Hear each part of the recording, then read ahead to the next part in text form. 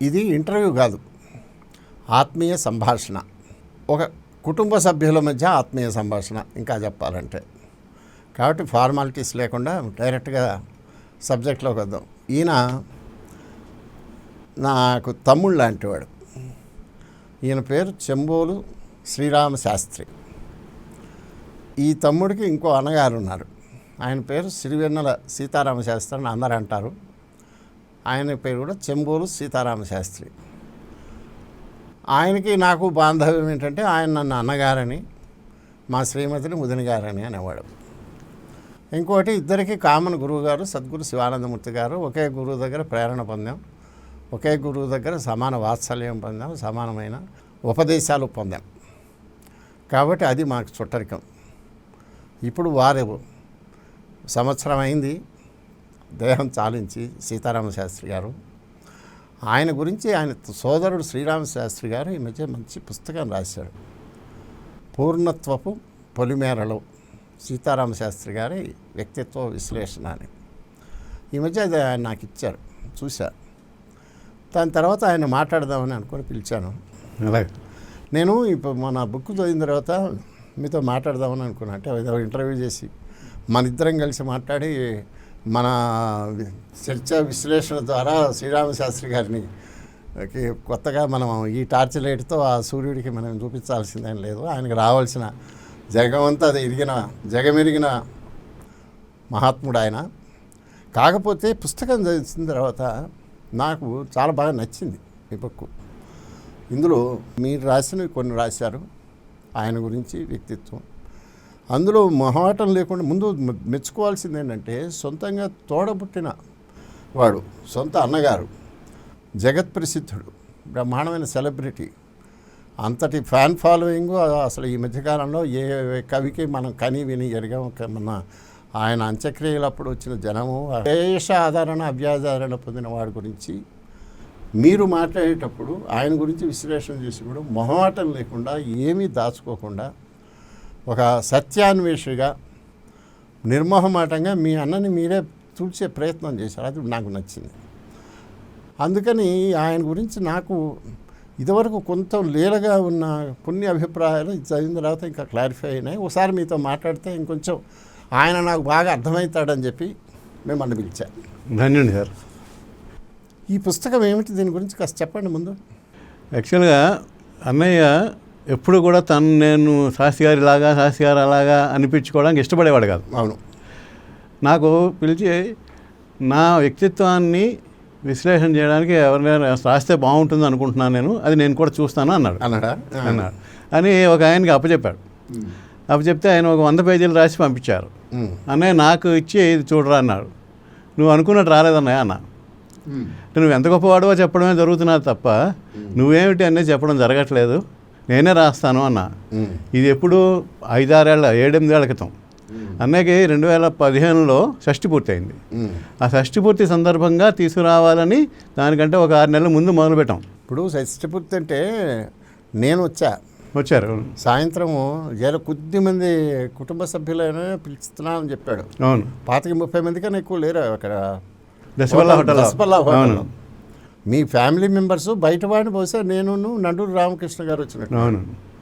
అప్పటికి ఆయన వియ్యంకుడా అయితే నేను బహుశా మాలాంటి వాళ్ళకి 5-6 ఉన్నాం మేము. ఎక్కువ మంది రాలేదు, చాలా కొద్ది మందిని పిలిచాను. అదేనా షష్ఠిపూర్తి? ఇంకా షష్ఠిపూర్తి క్రతువు జరిగింది ఉదయం. ఇంట్లో జరిగింది.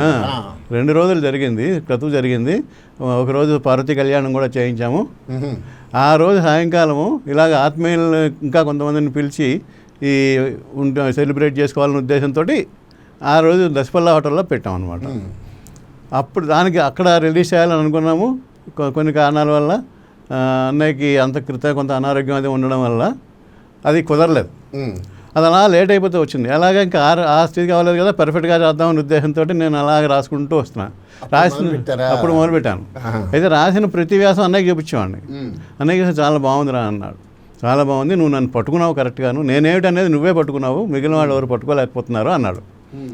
అనేది దీనికి పూర్ణత్వ పొలిమేరలో అని పేరు పెడదాం అనుకుంటున్నాను అన్న. చాలా బాగుంది అన్నాడు. దానికి ఉద్దేశం ఏమిటి అని అడిగాడు. అంటే నీ ప్రయత్నం అంతా ఇప్పుడు ఒకటే నాకు కనిపించింది, నువ్వు త్రికరణ శుద్ధిగా బతకాలని అనుకున్నావు, నువ్వు ఏమిటి ఆలోచిస్తావో అదే మాట్లాడదాం, అది మాట్లాడింది ఆచరిద్దాం, ఆచరించిన తర్వాతే చెప్దాం ప్రపంచానికి అనుకున్నావు. అలా చేసావని నాకు అనిపించింది. అయితే మానవ మాత్రుడివి కాబట్టి నీకు కొన్ని లిమిటేషన్స్ ఉంటాయి. అందుకని సిద్ధపురుషుడు, పూర్ణత్వ పురుషుడు, పూర్ణ పురుషుడు అని చెప్పడానికి నేను చెప్పలేను. ఎందుకంటే ముఖ్యంగా నేను తమ్ముడిని కాబట్టి అది ఇంకా ఎక్కువ ఇబ్బంది అవుతుంది నాకు. వాళ్ళు చెప్తారు నన్ను, నిజానికి విమర్శించిన వాళ్ళు కూడా ఉన్నారు. ఎప్పుడైతే పూర్ణత్వ పొలిమేరలో నేను రిలీజ్ చేశానో ఆ సభ తర్వాత మా ఫ్రెండే ఒక అతను చక్రవర్తి అని చాలా గట్టిగా దెబ్బలాడాడు. ఏంటంటే మీరెవరని చెప్పడానికి ఆయన పూర్ణ పురుషుడు కాదని, పూర్ణత్వ పొలిమేరలో ఉన్నామేంటి, పూర్ణ పురుషుడే కదా ఇలా అన్నాడు. ఏమైనా నాకు అనిపించింది నేను చెప్పాను. ఇది అన్నయ్య కూడా ఆమోదం పొందినటువంటి పుస్తకము. అన్నయ్య యొక్క వ్యక్తిత్వాన్ని విశ్లేషించి, అంటే నేను అన్నయ్య సాహిత్యాన్ని విశ్లేషించగలిగినంత స్తోమత గలవాడిని కాదు. తెలుగు లిటరేచర్ బిఏ చదివాను కానీ లిటరేచర్ మీద, సాహిత్యం మీద నాకు అంత పట్టులేదు. అదిగాక అన్నయ్య సాహిత్యాన్ని మథించి దాంట్లో ఉండేటువంటి లోతులను బయటికి తీసిన వాళ్ళు చాలామంది ఉన్నారు. కొన్ని వెబ్సైట్స్ రన్ చేసిన వాళ్ళు ఉన్నారు. సో వాళ్ళతో పోలిస్తే ఆ ప్రయత్నం చేస్తే నేను వెలవెలబోతానని నాకు అర్థమైంది. అందుకే నాకు ఒకే ఒక అవకాశము, అర్హత ఏంటంటే అన్నయ్యతోటి చాలా సన్నిహితంగా బతకడం. ఇందులో మా ఇద్దరికి మధ్య వయసు వార కూడా 19 నెలలు. కాబట్టి అన్నయ్య నేను ఎప్పుడు కూడా అన్నయ్య తమ్ముడు అని కాకుండా ఒక స్నేహితుల్లాగా పెరిగాం.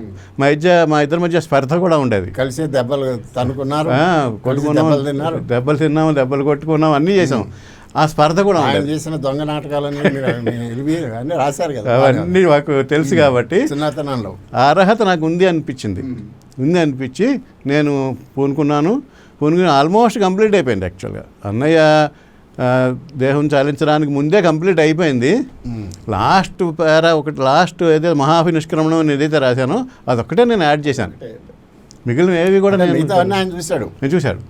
ఏది ఆయనలో నాకు నచ్చవు చూడటానికి, ఆ మనవరాళ్ళతో ఆడుకోవటం ఏమిటి, ఇక నీకు ఒక్కడికి మనవరాలుందా, చూసేవాళ్ళు ఏమనుకుంటారు, ఎందుకు ఇట్లా చేస్తాడు, ఆయన అన్నయ్య అంటూ ఉండేవాడిని, చికాకు పడతాడు, ఇవన్నీ అన్నారు. ఇవన్నీ చూశాడు ఆయన, నేను అనివాడిని తీసేది చాలా బాగా ఉన్నాయి అన్నాడు, అవన్నీ ఉండాలి అన్నాడు.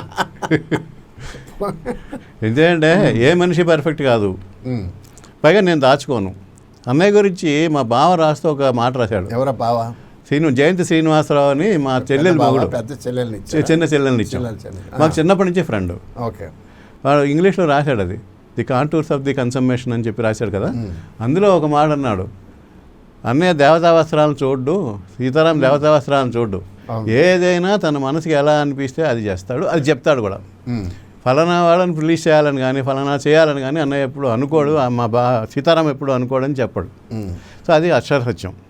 అందుకని అన్నయ్య కూడా నేను ఏం రాసినప్పటికీ కూడా, నేను అన్నయ్య సిగరెట్ తాగడం మీద రాశాను, అన్నయ్య పేకాట ఆడడం మీద కూడా రాశాను. రాసినప్పటికీ కూడా అన్నయ్య దాన్ని ఎప్పుడు ఇదెందుకు ఇలా రాయడం, ఇది పబ్లిక్లోకి వెళ్తుంది కదా అనే బాధ ఆయనకు ఎప్పుడూ లేదు. పేకాట ఎందుకు ఆడతాడో కూడా చెప్పాను. అది అన్నయ్య కూడా చెప్పాడు. జోదంగా ఆడేవాళ్ళు చూసి వెంటనే మానేశాడు. ఆ తర్వాత వెళ్ళలేదు. ఇంకేంటే నేను అన్నయ్య కలిసి కూర్చునేవాడు. అందులో అన్నయ్య స్నేహితులు ప్రాణం పోతుందేమో అనిపించేలాగా ఆడేవారు. వాడు ఆ డబ్బు పోతే అన్నయ్య పర్సులో తీసి నేను ఆడేవాడిని. కాబట్టి కానీ పాపం అసలు ఆ డబ్బులు ఎన్ని వచ్చాయి ఎన్ని పోయాయనేది ఎప్పుడూ లేదు, చిన్నప్పటి నుంచి లేదు అన్నయ్య. ఇది నాకు ఒక్కడికే తెలిసినటువంటి విషయం. చెప్పాను కదా, అన్నయ్య చిన్నప్పుడు లాటరీ ఆడేవాడు, గుళ్ళ లాటరీ. ఆ గుళ్ళ లాటరీ ఆడి ఇంటికి వస్తే డబ్బులు పోగొట్టుకుని నాకు చాలా భయం వేసేది, ఏమైపోతాడు, అంతలా పేలైపోయింది మొహం. చిన్నప్పుడు ఏంటంటే మా ఊర్లో అనకాపల్లిలో ఈ గుళ్ళ లాటరీ ఉండేది. 6 గుళ్ళు ఉంటాయి. 6 గుళ్ళు ఇలా చేసి షఫుల్ చేసి వేస్తారు.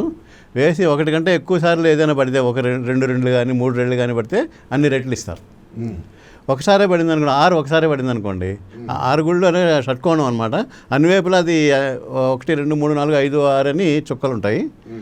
6 ఉన్నది ఒకటే పడింది అనుకోండి, 6 మీద ఎవరైతే పందెం వేసారో అవన్నీ పోతాయి. ఆ విధంగా అది చాలా ఎక్కువ ఉండేది, చాలా చోట్ల ఉండేది. అన్నయ్య ఏమో సినిమాకి వెళ్ళడానికి మా బాబాయ్ దగ్గర డబ్బులు మెల్లిగా, అప్పుడు వెళ్తే 40 పైసలు నేల.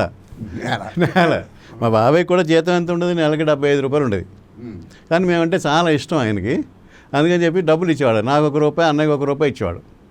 ఇస్తే అన్నయ్య పరిగెట్టుకుంటే వెళ్ళి సినిమాకి వెళ్ళిపోయేవాడు. సినిమాకి హాల్ ముందు ఇది కనపడేది, ఇది కనపడితే ఇందులో ఆడితే ఇంకో 4 రూపాయలు వస్తే 4 సినిమాలు చూడొచ్చు అనేటువంటి ఉద్దేశంతో ఆడటం మొదలుపెట్టేవాడు. సినిమా డబ్బులతో సినిమాకి సినిమాకి వెళ్ళకుండా ఆడాడు, ఆడుతూ ఉండేవాడు. అంటే ఇంకా సినిమాకి టైం ఉండేది ఒక అరగంట.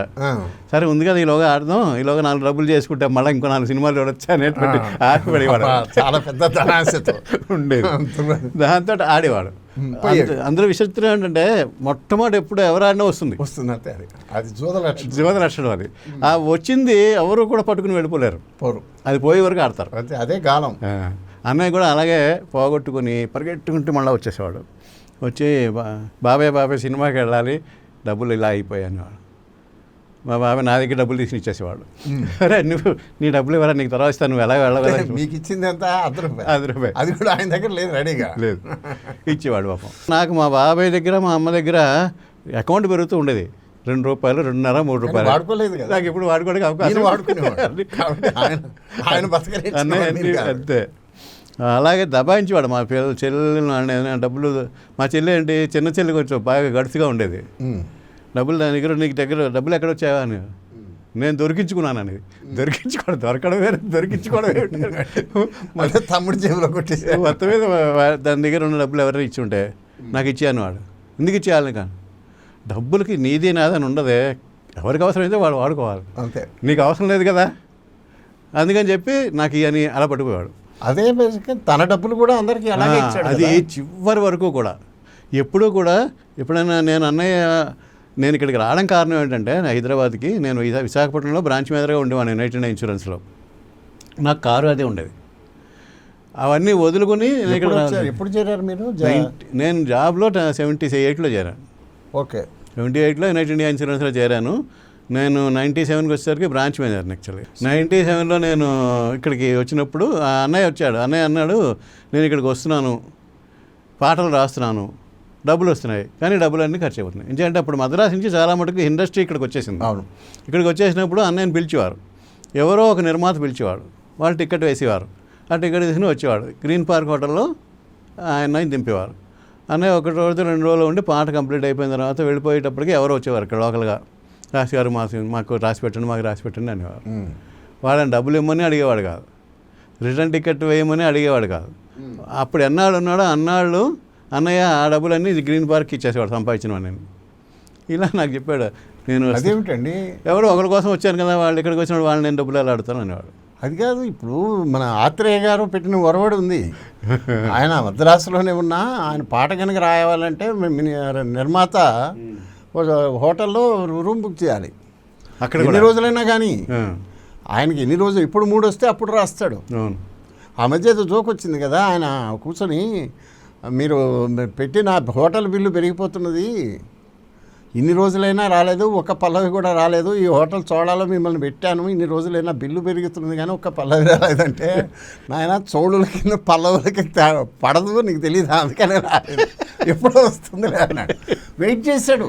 అవును, ఆయన గురించి ఏమంటారంటే, ఆత్రేయ గారి గురించి రాయక నిర్మాతలు నేర్పించాడు. ఆచార్యగా ఆత్రేయ గారికి అప్పుడున్నంత గ్రిప్పు, కమాండు, పాపులారిటీ, జనంలో క్రేజు సీతారామ శాస్త్రి గారికి కూడా ఉంది. ఉండేది. అంటే ఆయనలాగా కూర్చొని బుక్ చేయించుకోకర్లే, తను కట్టడం ఏమిటి అంటే, ఇక్కడికి వచ్చినప్పుడు వాళ్ళకి బాధ్యత లేదు కదా, లేదా ఇక్కడ వెళ్ళలేదండి. హోటల్ ఎవడు బుక్ చేసేవాడు? హోటల్ మొదట ఎవరైతే రాయించుకున్నారో వాళ్ళు బుక్ చేసేవారు. మరి చేసి వాళ్ళ పాట అయిపోయింది కదా, వాళ్ళ పాట అయిపోయిన తర్వాత 3 రోజులు 4 రోజులు వాళ్ళు పే చేసేసేవారు. వాళ్ళ పాట పట్టుకుని వెళ్ళిపోయేవారు. మిగిలిన వాళ్ళు ఇలాగ వచ్చి రిక్వెస్ట్ చేసి మా పాట రాయండి అంటే వాళ్ళ కోసం ఉండిపోయేవాడు. అప్పుడు వాళ్ళు కట్టాలి కానీ అది అంత లాజిక్ అన్న ఎప్పుడు చేయదు. మనం ఉంటున్నాం మనం ఉంటున్నాం కదా అన్నప్పుడు అది ఏమిటి, నేను చేస్తున్నాను, ఒళ్ళు విరుచుకొని పాటలు రాస్తున్నాను, డబ్బులేమో ఇంటికి వెళ్ళేటప్పుడు డబ్బులే ఉండేవి కాదు, డబ్బులేమో పట్టుకెళ్ళేవాడు కాదు. అందుకని హోటల్ వాడికి అప్పించేవాడు.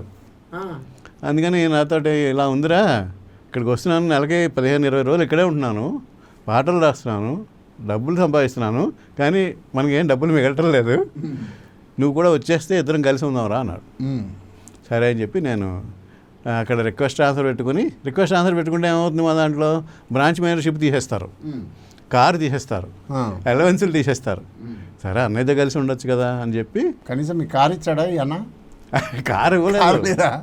ఆయనకుందా? అసలు ఆయన విచిత్రం ఏంటంటే ఫస్ట్ హ్యాండ్ కార్ నేను కొనుక్కున్నా ఫస్ట్ ఇప్పుడు కూడా. నా తర్వాత అన్నయ్య సెకండ్ హ్యాండ్ కార్ కొనుక్కున్నాడు. సినిమా కవిగా ఫస్ట్ ఇల్లు నేను కట్టుకున్నా చిన్నది, నా తర్వాత అన్నయ్య ఇల్లు కట్టుకున్నాడు. అయితే ఇక్కడ నాకు డౌట్ ఉంది. ఈయన మహాత్ముడు, ఈయన లౌక్యము, ప్రపంచ జ్ఞానము జగత్ ప్రసిద్ధం. మీరు అన్నట్టు ఫస్ట్ రాజమండ్రిలో చేరాడా గుమస్తాగా? అవును. ఆ చేరినప్పుడే జీతం మొత్తం ఖర్చు పెట్టేసుకొని, ఎవడో అడిగాడు అంటే దివిసీమలో బాధితులు వచ్చారంటే జీతం మొత్తం ఇచ్చేసి మళ్ళీ ఎవరి దగ్గరకు పోయి అప్పు తీయటం, తర్వాత జీతం అంతా ఖర్చు చేసేసుకోవటం, ఇలాంటి వాటిల్లో సిద్ధహస్తుడు. కాబట్టి అప్పటి నుంచి ఆయన ఒకలాగానే ఉన్నాడు. అదే మనిషి ఇక్కడికి వచ్చినా మీరు చెప్పిన ప్రకారం ఆయనకి సినిమా ఛాన్స్ వచ్చి పైకి వెళ్ళిపోయి హోటల్ రూములు బుక్ చేసుకొని ఆయనతో నిర్మాతలు పాట రాయించుకునే స్థితికి వచ్చినా ఈయన మాత్రం ఆ బిల్లులు తనే కట్టే స్థితిని మాత్రం మార్చుకోలేదు. అంటే అంత గట్టిగా ఉన్నాడు. డబ్బులు ధారాళంగా మందికి ఖర్చు పెడుతూనే ఉన్నాడు కదా. అసలు ఈయన ఎలా మిగిల్చుకున్నాడు కొంతైనా? ఇంకా పోను ఇంకా అప్పులు చేయటంలో సిద్ధహస్తుడు, అప్పుల్లోనే మునిగేవాడు కదా. ఇప్పుడు కూడా అప్పుల్లో మునగకుండా కనీసం ఇల్లు అయితే ఉంది కదా శ్రీనగర్ ఉందండి. అది ఎట్లా? అది ఒక అద్భుతం కాదు, ఎట్లా వచ్చింది? అంటే అదే దానికి నేనే కారణం. ఎట్లా ఏం చేశాను? నేను 98లో వచ్చాను. వస్తూనే ఒక సాయిబాబా టెంపుల్ ఎదురుకుండా పంజగుట్టలో ఒక ఇల్లు తీసుకున్నాం. ఆ రోజులైనా ఇల్లు 6,000. నా జీతమే 15,000 20,000 ఉండే రోజుల్లో 6,000 రూపాయలు ఉండేది. ఒక 4-5 నెలలు ఉన్నాం. అప్పటికి ఇంకా అన్నయ్య ఫ్యామిలీని తీసుకురాలే. వస్తూ ఉండేవాడు, వచ్చినప్పుడల్లా ఇక్కడ కూర్చొని రాసేవాడు. కాలక్షేపం జరిగేది. నేను మా అమ్మ ఇక్కడికి వచ్చాము. మా ఆవిడ అక్కడ ఉద్యోగం కాబట్టి ఆవిడ అక్కడ ఉండిపోయింది, వైజాగ్లో ఉండిపోయింది. అయితే నేను అనుకున్నా 6 నెలలు అయిపోయింది, 6,000 కడుతున్నాము, దీని బదులు ఏదైనా చిన్న ఇల్లు తీసుకుంటే మనం ఇంకా ఇది ఈఎంఐ గడిపోతుంది కదా అని ఉద్దేశంతో అన్నయ్యతో అన్నయ్య ఒక ఇల్లు తీసుకున్నాము, చూడరా అన్నాడు. చూసి అక్కడ ఇప్పుడు నేను ఉంటున్న ఇంట్లో ఒక ఫ్లాట్, 3 బెడ్రూమ్ ఫ్లాట్ బుక్ చేశాను. అప్పట్లో అది 9 లక్షల రూపాయలు. బుక్ చేస్తే ఫస్ట్ 75,000 రూపీస్ అడ్వాన్స్ అన్నయ్య ఇచ్చాడు. ఇచ్చిన తర్వాత అన్నయ్యకి ఎందుకో ఈ ఫ్లో ఆగిపోయింది, డబ్బులు రావడం. అయ్యో, దానికి ఈఎంఐలు కట్టాలి, వాడికి డబ్బులు కడుతూ ఉండాలి. ఈఎంఐల కోసం నేను ఒక 4 లక్షలు అప్పు తీసుకున్నాను బ్యాంకులో, అది నా జీతంలో కడుతూ ఉండేవాడిని. కానీ వీడికి ఇన్స్టాల్మెంట్లు కట్టాలిగా, టైం టు టైం, జూన్ లోపున కట్టాలి. డబ్బులు లేవు. లేకపోతే క్రెడిట్ కార్డులు పెట్టి, పర్సనల్ లోన్లు పెట్టి మొత్తం మీద అవి సెట్ చేసేసాం. అన్నయ్యకి అప్పుడప్పుడు అలా బ్రేక్ వచ్చేది. బ్రేక్ వస్తే 5-6 నెలలు బ్రేక్. అప్పటి వరకు నెల ఉండేది కాదు కదా, ఈ 5-6 నెలలు ఎలా గడవడం అనే ఉండేది. తర్వాత మళ్ళీ ఫ్లో విపరీతంగా వచ్చేసేది.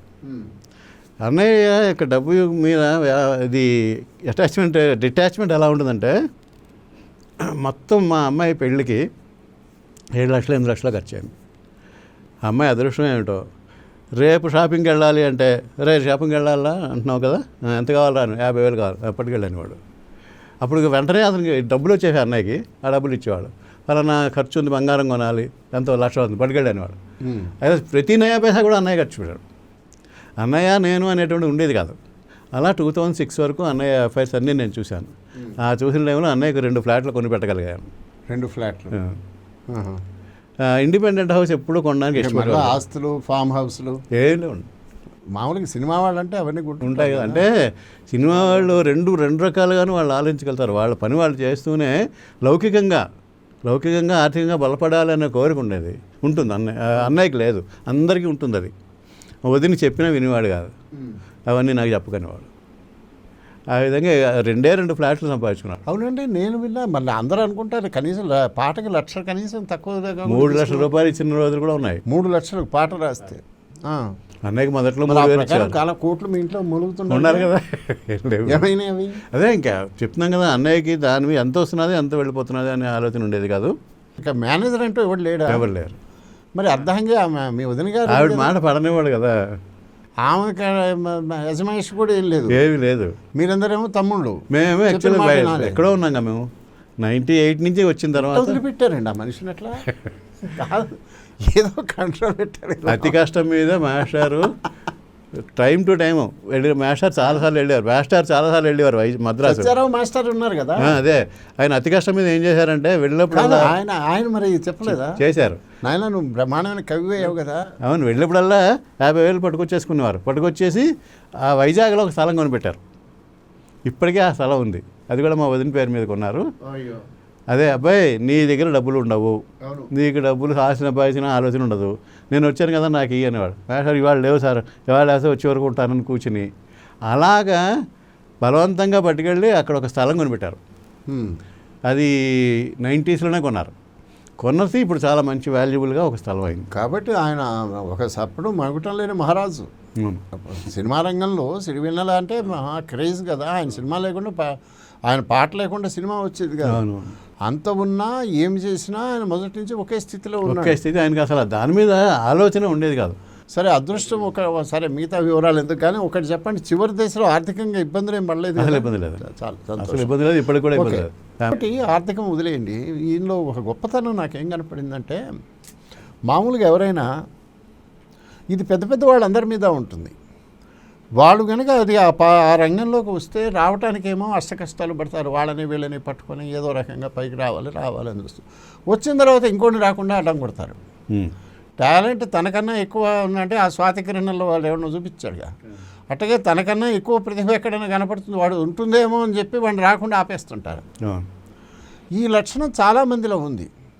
కానీ ఈ సీతారామ శాస్త్రి గారే కావాలని ప్రమోట్ చేశాడు కదా. అవును, ఈయన రామజోగయ్య శాస్త్రి వీళ్ళందరూ ఆయన ప్రమోట్ చేసిన వాళ్ళు ఆయన పైకి వెళ్ళటం చూసి ఆయన గర్వపడ్డాడు. అవును, అన్నయ్య విషయంలో ఎక్సెప్షన్ అండి. ఫస్ట్ పాయింట్ ఏంటంటే ఇది నాకు తెలుస్తున్నది.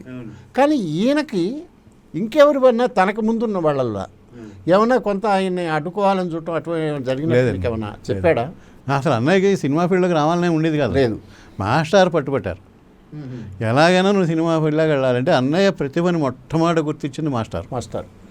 ముందర మా నాన్నగారు కొంచెం గుర్తించి ఆనందించారు, ఈలోగా ఆయన వెళ్ళిపోయారు. తర్వాత మాస్టారు ఎవరైనా ఏదైనా అవకాశం కోసం పడేటువంటి అష్ట కష్టాలు ఎవరైనా పడ్డారంటే మాస్టర్ పడ్డారు.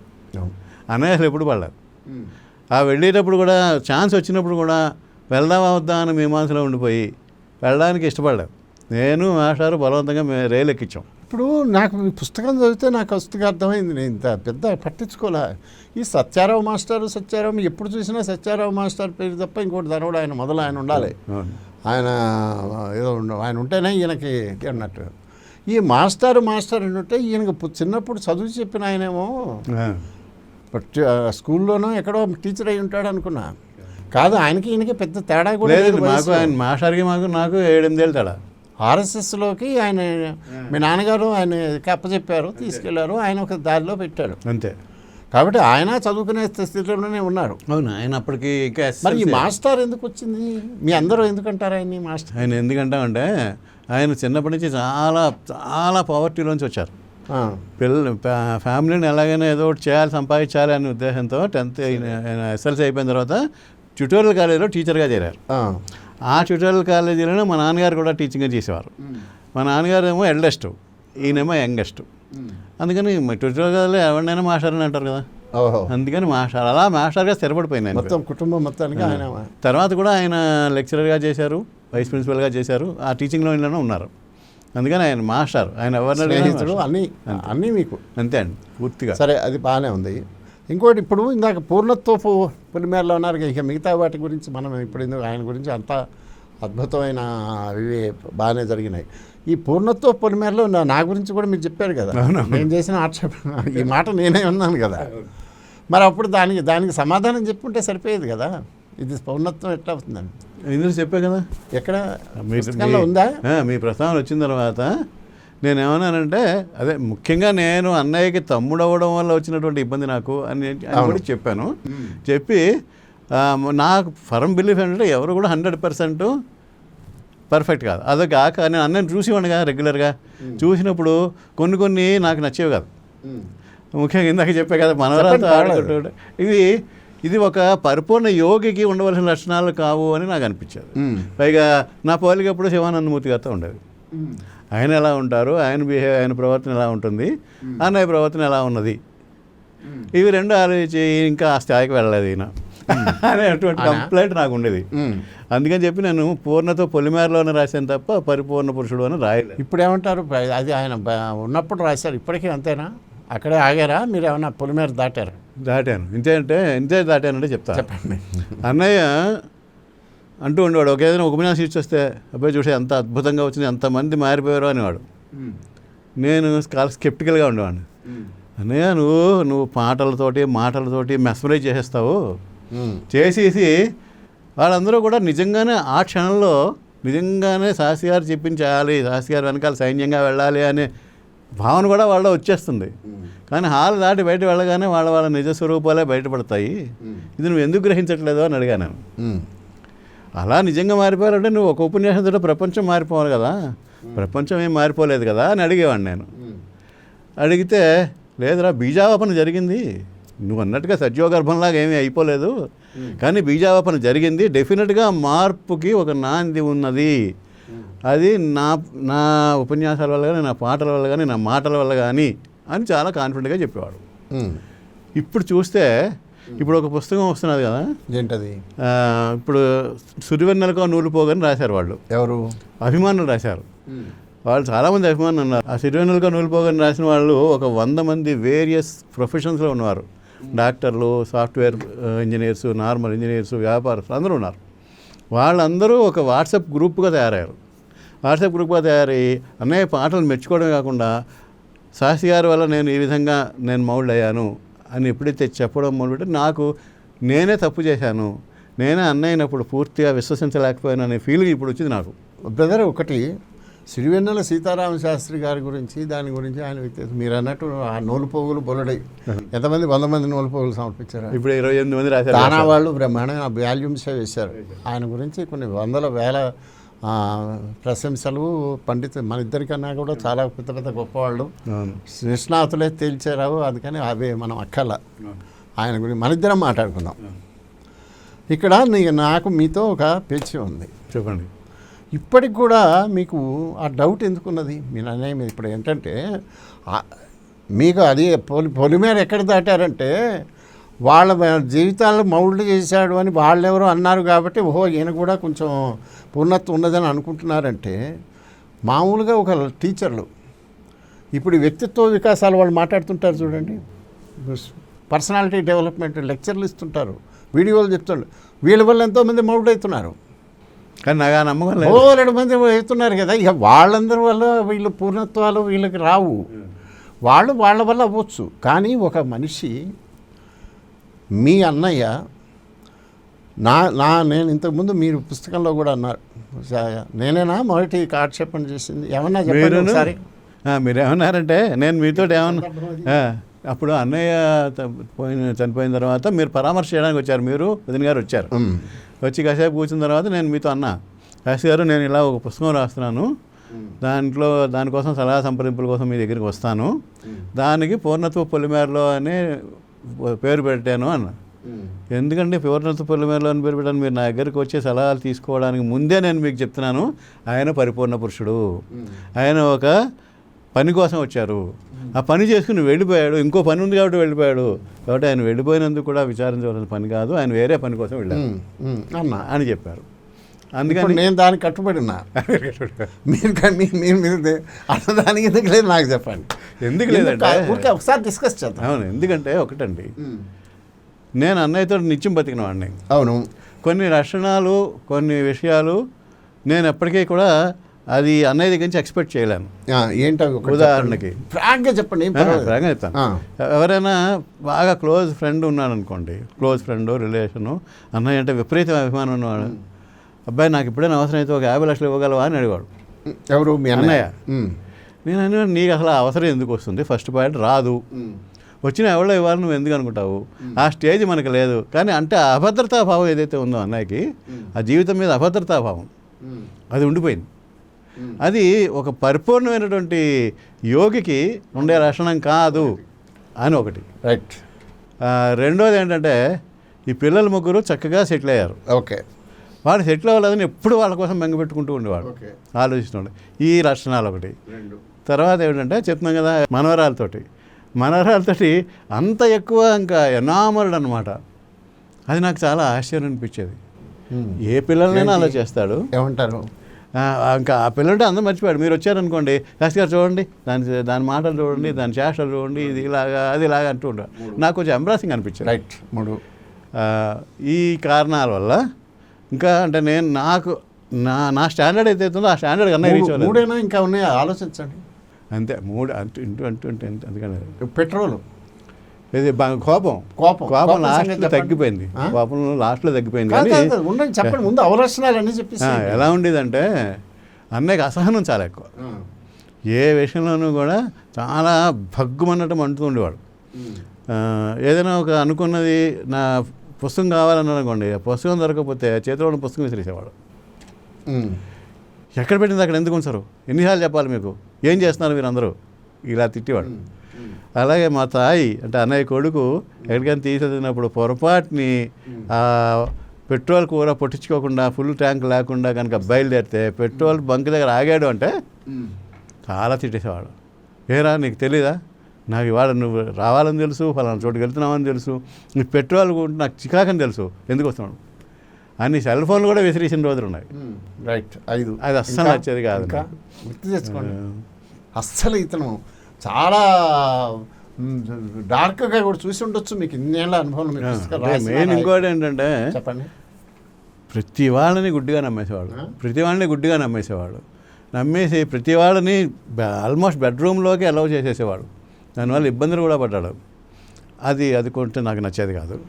కాబట్టి 100% పర్ఫెక్షన్ లేదు అని అనుకున్నాను. ఇక్కడ 2 విషయాలు ఉన్నాయి.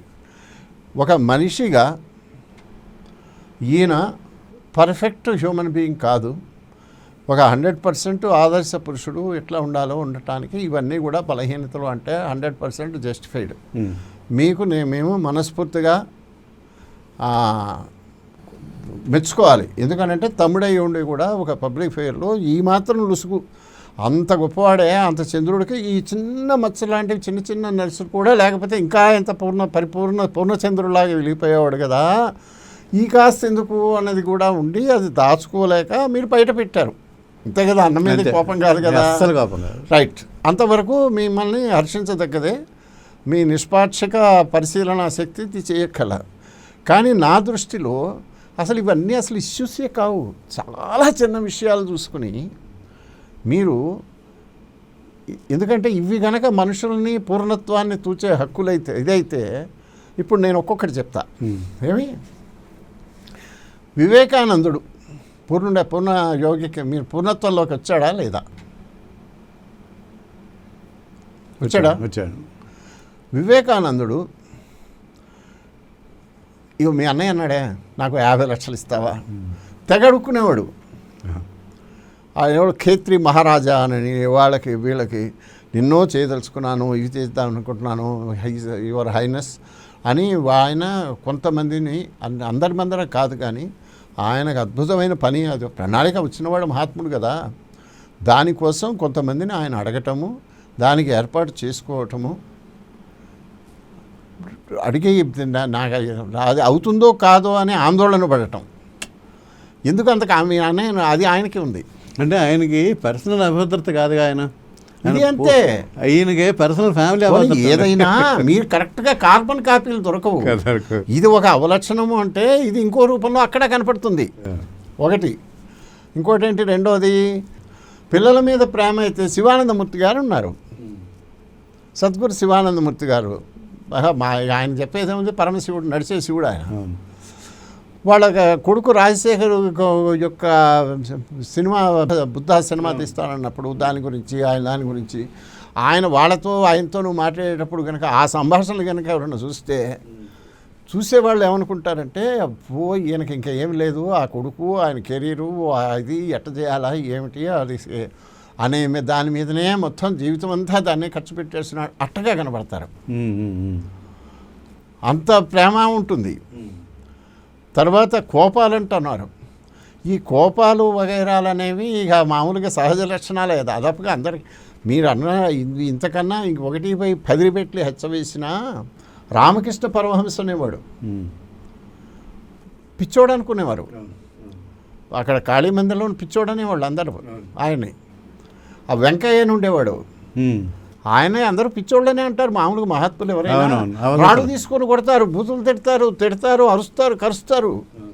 ఇవన్నీ అవలక్షణాలేనంటే మళ్ళీ వాళ్ళ తరఫున గుళ్ళు కూడా వచ్చినాయి. ఇక్కడ ఒక కారణం ఉంది ఏంటంటే, మనం పూర్ణత్వపు పొలిమేరలో అనుకున్నాం కదా, పూర్ణత్వం అంటే ఏమిటి? ఒక మనిషి చేయవలసిన సిద్ధి పొందటమో ఇంకోటో, అదే అదే కదా ముందు అంతే. మీరు అనుకున్న పూర్ణత్వం అంటే ఏంటి చెప్పండి? అంతే, అదే పర్ఫెక్ట్గా. ఇంకా ఇది అల్టిమేట్. అలాగే శ్రీరామచంద్రుడు అల్టిమేట్ అనుకున్నాము, అల్టిమేట్ వ్యక్తిత్వము అనేటువంటిది పూర్ణత్వం అని నేను అనుకున్నారు. అక్కడికి చేరాలి అని అంటే ఒక చిన్న ప్రాబ్లం ఉంది. ఇది మాకు శివానందమూర్తి గారే చెప్పారు. ఓకే. మాకు వచ్చిన పరిజ్ఞానం అంతా వారి నుంచి నేర్చుకున్నది. ఇవన్నీ క్వశ్చన్స్ ఎప్పుడు అడుగుతుండేవాడిని. ఆయన అన్నది ఏంటంటే కంప్లీట్ 100% పర్ఫెక్ట్ ఎవడని ఉన్నాడు అనుకో, వాడు భూమి మీద ఉండలేడు. ఉండలేడు.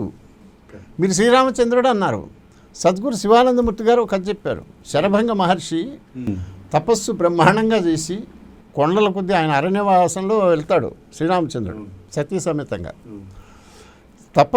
తపోరాశులు పెరిగిపోయి బ్రహ్మాండంగా చెయ్యి ఏం చేయాలో తెలియదు అనుకున్న టైంలో ఆయనకి ఒక చిన్న కోరిక ఒకటి. ఎందుకంటే ఆయన కోరాల్సింది ఏమీ లేదు. అందుకని అవన్నీ వేస్ట్ అయ్యి ఫిక్స్డ్. మీ డబ్బులు ఇందాక అన్నారే, డబ్బులన్నీ మీ అకౌంట్లో ఉన్నాడు, ఆయన అకౌంట్లో బ్రహ్మాండంగా ముడిపోయినాయి. తర్వాత రాముడు వచ్చాడు. అయితే ఆయనకు ఒక కోరిక మిగిలిందట. ఇది ఎక్కడ నేను వేరే పుస్తకాలు చదువుతాను, ఓన్లీ శివానందమూర్తి గారు చెప్పారు. ఇక ఋషివాకు కాబట్టి ఇక మనకి ఈ పుస్తకాలు అది ప్రమాణం. ఆయనకి ఏమిటంటే భగవంతుడు మనిషి రూపంలో వచ్చి నేల మీదకి వచ్చినప్పుడు తను ఈశ్వరుడు, సమస్త జగత్తుని తనే అన్నీ ఎరుక ఉన్నవాడు, అన్నీ తెలిసినవాడు. మళ్ళా ఇక్కడికి వచ్చి ఒక దీనిగా ఉంటే వాడికి ఆ ఎరుక ఉంటుంది కదా. మామూలుగా తనను తాను మర్చిపోయి మామూలు మనిషిలాగా ఎలా ఉండగలడు? ఎంత ఉన్నా అది నేను దేవుణ్ణి అనేది తెలుస్తూనే ఉంటుంది కదా. దేవుణ్ణి అని తెలిసినప్పుడు మళ్ళీ ఈ వేషం ఎట్లా వేయగలడు, అసలు ఎలా ఉంటాడు అని అనిపించిందట. ఒక్క కోరిక మిగిలిందట. ఓకే. ఎవరికి? శరభంగ మహర్షి. ఓకే. శ్రీరాముడు వచ్చాడు. వచ్చిన తర్వాత దండం పెట్టారు. ఆయన చెప్పిన తర్వాత ఆయన అన్నట్ట, నేను ఇన్ని తపస్సు ఇక కొండల్లాగా మిగిలిపోయినాయా, ఇవన్నీ ఈ పుణ్యమంతా ఎవరికి చేయాలని ఏం లేదు, నాకు లేదు, ఇన్ని వేల సంవత్సరాలుగా చేస్తున్నా, ఇగో ఇదంతా నీకు ఇచ్చేస్తావు అనుకుంటున్నాను, నీకన్నా ఉత్తముడు నాకేం కనపడలేదు, తీసుకోమన్నట్ట. కోరిక జస్టిఫైడే కదా. ఆయన అన్నట్ట క్షత్రియుడికి ఇచ్చే అధికారమే కానీ తీసుకునే అధికారం లేదు, తీసుకోవడానికి లేదు, ప్రతిగ్రహణం అధికారం లేదు కదా, ఇవ్వటమే తప్ప. నేను దశరథనందనుడిని రఘువంశ క్షత్రియుడిని, నేను ఎట్లా తీసుకుంటాను మీ దగ్గర అన్నట్ట. అంటే ఆయన దండం పెట్టి నాకు అర్థమైంది, నా సందేహం తీరింది అన్నట్ట. శివానందమూర్తి గారు చెప్పారు. అంటే దేవుడే భగవంతుడే అని అనుకుంటున్నాడు, కానీ ఆ భగవంతుడు ఏమనుకుంటున్నాడు, నేను ఫలానా దశరథుడు కొడుకునయా, మాది క్షత్రియ కులమయ్యా, మా కులానికి ఇది ఉంది కదా అని చెప్తున్నాడు. తెలిసి గంటం కాదు, కంప్లీట్గా మాయలో పడి కూడా ఎలా ఉండగలడో చూశాడు. అలా మామూలుగా మనల్ని చూసే పద్ధతి మన సద్గురు శివానందమూర్తి గారిని వీళ్ళని ఆయన మాకు నేర్పి ఆయనకు చూపించిన దారి, చూపిస్తే దృష్టికోణాలను బట్టి కాస్తో కూస్తో నాకు తెలిసింది మీకు చెప్తున్నా. ఈ విషయంలో అన్నయ్య కూడా ఒక వివరణ ఇచ్చాడు. ఏమన్నాడు? శ్రీరామచంద్రమూర్తికి ఆయన గురించి ప్రతి వాళ్ళకి తెలుసు, ఈయన భగవంతుడిని. హనుమంతుడికి తెలుసు, లక్ష్మణుడికి కూడా ఏదో టైంలో తెలుసు, అమ్మవారికి కూడా తెలుసు. కానీ ఆయనకి తెలియకపోవడం అనేది నిజము. ఎందుకంటే ఆయనకి తెలిసి ఉంటే ఆ బ్రహ్మ యొక్క వరం పూర్తిగా అమలు జరగదు, బ్రహ్మ అబద్ధం చెప్పినట్టు అవుతుంది. నరుల వల్లనే నీకు రావణుడికి మరణం ఉంది కాబట్టి ఈయన 100% నరుడే అయి ఉండాలి, అందుకని ఆయన ఎప్పుడూ నరుడుగానే ఉన్నాడు. దాన్ని చూడండి, దీనికన్నా అక్కడ అది ఆ వివరణ ఇస్తుంది. భగవంతుడు హరుడే, నరుడే కాదు, నరుడు కాదు, సాక్షాత్తు విష్ణుమూర్తి. కానీ ఆయన ఆ ఎరుకే లేదు, ఆ ఎరుక లేదు, ఆ ఎరుక ఉన్నాడు కదా. అలాంటప్పుడు ఈ మనిషి మరి ఆయన భార్య పోయింది ఏంటంటే కనపడలేదు అంటే, ఓ సీత సీత లబలబలబలబల ఆడాడు. అంటే మీకు మామూలుగా ఏడుపు కాదు, ఆ దుఃఖం మామూలు దుఃఖంగా చూస్తే ద్రవించిపోతుంది ఎవరికైనా. ఆయన పడ్డ శోభ మరి ఎందుకు పడాలి? ఆయన దివ్యదృష్టి తెలీదా, ఇవి అక్కడ ఉన్నదే కూర్చుంది, కళ్ళు తెరిస్తే తన నిమిషాల్లో వస్తుంది కదా. నరుడుగా పడ్డాడు. అంటే ఇక్కడ ఉన్నప్పుడు ఏ రకంగా అయితే ఉంటాయో ఇక్కడ ఉన్న బలహీనతలు వగైరాలు అన్నీ వాళ్ళు అవును ఉంటాయి. చేస్తారు. అందుకని ఈ ఆచరణను బట్టి వాళ్ళు ఎవరు అన్నది, వాళ్ళు ఏ స్థితిలో ఉన్నది మనం అంచనా వేయలేం. అందుకనే నేను అది ఒకటండి. రెండవది ఏంటంటే మీ అన్నయ్య నేను నిజానికి అంత పెద్ద స్టడీ చేయాల. మీ అన్నయ్యని చాలా ఏళ్ళు, ఇప్పుడెక్కడ ఎప్పుడు కలిసా 92లోగా బస్సు 92, 93 చెప్పాడా? చెప్పాడు. ఏం చెప్పాడు? అదే తిరుపతిలో కలిశాను. కలిసి ఆయనకి ఇది ఇది వినిపించాను, గంగావతరణము లేకపోతే గంగావతరణం అంటున్నా. మీరు అసలు ఇక్కడ ఎందుకున్నారని అడిగాను. ఈ సినిమా ఫీల్డ్లో ఉండేవి అన్నారు ఆయన. అప్పటి నుంచి ఆ మాట నాకు కూడా చాలాసార్లు చెప్పాడు, ఏదో సభల్లో కూడా చెప్పాడు. అది 90లో కలిసా, అంటే ఇప్పుడు 34 ఏళ్ల కింద. ఆయన అప్పుడప్పుడే సినిమా ఒకటే సినిమా వచ్చిందో మరి 3-4 సినిమాలు వచ్చాయి, 300 వచ్చాయి అప్పటికే. అప్పుడు కింద తిరుమల కాదు, మీ పుస్తకంలో కూడా రాసినట్టున్నారు. అదే కింద తిరుపతిలో chief security officer YSM Sharma గారు అని ఉండేవాడు తిరుమల మొత్తానికి. ఆయన ఇంట్లో ఆయన నన్ను పిలిచాడు. శ్రీవేంద్ర సీతారామ శాస్త్రి గారు వస్తే మేమందరం కూర్చొని మేము కాలక్షేపం చేస్తున్నాం. అప్పుడు ఆయన వస్తున్నాడు అని ఆయన ఇన్వైట్ చేశాడు. అప్పుడు ఈయన వచ్చాడు. వచ్చినప్పుడు వినిపించాడు క్షీరసాగర మదనం. క్షీరసాగర మదనం కదా, కరెక్ట్. విన్నాను చక్కగా, చల్లటి పూట వెన్నెల. నేను ఒకటే అడిగా, ఇంకా ఏం చేస్తున్నారు సినిమాల్లో అన్న, సినిమాలో ఎందుకున్నారు అని అడిగా. అప్పుడేం మాట్లాడలేదు, కానీ తర్వాత చాలాసార్లు గుర్తు చేసుకున్నాడు. ఆ ప్రశ్న నన్ను వెంటాడింది అన్నాడు. సరే, అప్పటి నుంచి ఉన్నా పెద్దగా పట్టించుకోలే. 30 ఏళ్ళు నేను ఎడిటర్గా ఆయన కలిసినప్పుడు నేను 2 ఏళ్ళకి చీఫ్ ఎడిటర్ అంతే. అప్పుడే నేను డిప్యూటీ ఎడిటర్గా ఉన్నా. మా పత్రికల్లో రాయమని కానీ 2-3 సార్లు అడిగినట్టు ఉంది, కానీ ఆయన పట్టించుకోలేదు మహానుభావుడు. నేను పెద్దగా అడగలేదు. తర్వాత ఇప్పుడు కలవటము, దీనికి మా గురువుగారి సందర్భాల్లో కలవటం, తర్వాత పెద్దగా సంపర్కం ఎక్కువ లేదు. లేకపోయినా ఆయన గురించి పెద్దగా ఆలోచించేది కూడా తక్కువే నాకు. ఎందుకంటే ఎవరి వ్యాపకం వారిది, ఎవరి రంగం వాళ్ళది. ఎప్పుడైనా కలిసినప్పుడు ఓహో అని అనుకుంటామే. సరే, తిరుపతిలో కలిసిన తర్వాత కూడా సంబంధాలు ఉన్నాయి. 98లో అనుకుంటా మా హస్తినాపురంలో ఇల్లు కట్టాం. నాగార్జున సార్ మీరు కూడా వచ్చారా? రాత్రి గృహప్రవేశం, రాత్రి బాగా పొద్దుపోయిన తర్వాత అంటే ఈ మహానుభావుడు రాడనుకున్నా. నేను కూడా వచ్చేప్పుడు మీరు వచ్చి గబగబా వచ్చి రాత్రి 12ంటికి వచ్చారు. మీరు వచ్చి అది చూసుకొని వెళ్ళి మళ్ళా పొద్దున వచ్చాడు. గురువుగారు వస్తే శివానందమూర్తి గారికి పాద పూజ అప్పటికి లేరనుకుంటా. తర్వాత వచ్చి ఆయన కవితా గోష్ఠి కూడా చేశాడు కూర్చుని. యనమల రామచంద్రుడు, రామకృష్ణుడు గారు, వీళ్ళు మాడుగుల వీళ్ళందరూ ఉన్నారు అప్పుడు. సరే, అప్పుడు అది ఉన్నది. తర్వాత మీ నాన్నగారి పుస్తకం సామాన్యుడు మీరే నేనే అధ్యక్షత వహించాను. దానికి పిలిచాడు పాపం ప్రత్యేకంగా. గురువు గారికి చేశాం కదా, గురువందనం చేశారు. అవును, అప్పుడు పక్కనే ఉన్నాడు. అట్లా ప్రతిదీ అన్నింటిలోనూ కలిసిమెలిసి మాట్లాడటం. మనం అందరం కలిసి మీరు వచ్చారా? కాశీ వెళ్ళాం. నేను గారితో పాటు ఆయన, శ్రీమతి, నేను అన్నయ్య ఒకసారి వెళ్ళాం. కానీ అప్పుడు మేము వెళ్ళినప్పుడు మేము అందరం కలిసి అన్నయ్య 2-3 సార్లు వెళ్ళాడు, నేను ఒకసారి వెళ్ళాను. అప్పుడు అట్లా చాలా సంబంధాలు ఉన్నాయి.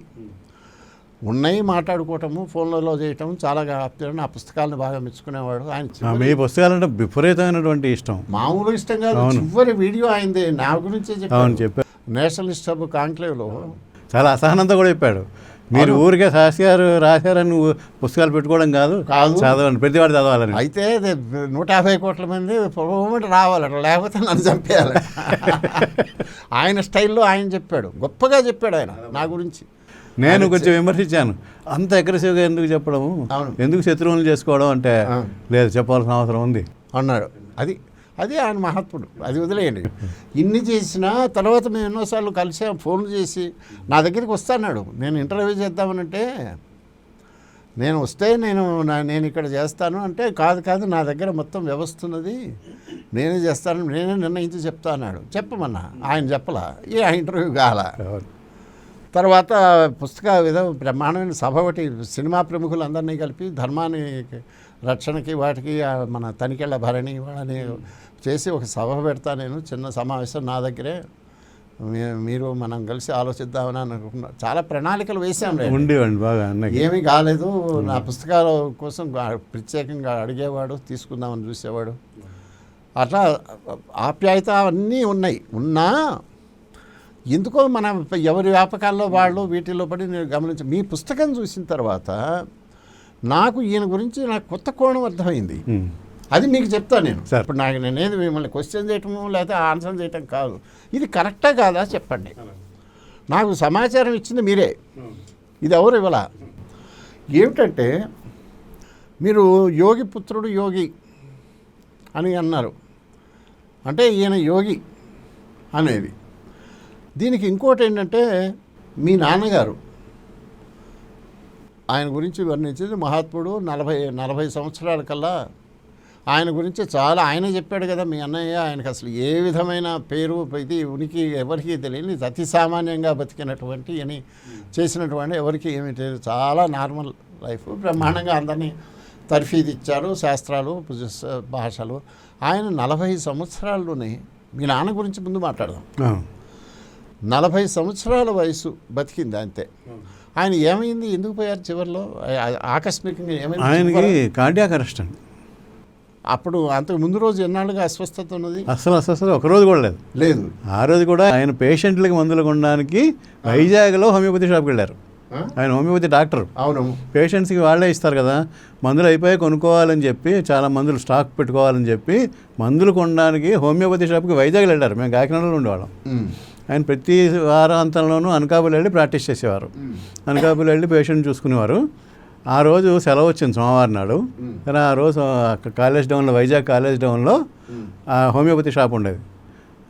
ఆ షాపుకి వెళ్ళి హనుమన్ హోమియో హాల్ అని వెళ్ళి గుమ్మ ఎక్కుతూ హార్ట్ అటాక్ వచ్చి చనిపోయారు. అవునా? ఇంతకుముందు ఎక్కడ ఇప్పుడున్న లక్షణాలు ఉన్నాయా? లేవు. మాకు తర్వాత ఒక ఏడాదిన్నర తెలిసింది ఆయనకి హ్యాడ్ హార్ట్ అటాక్ అంటే స్మాల్ టైప్ ఆఫ్ అటాక్ వచ్చింది.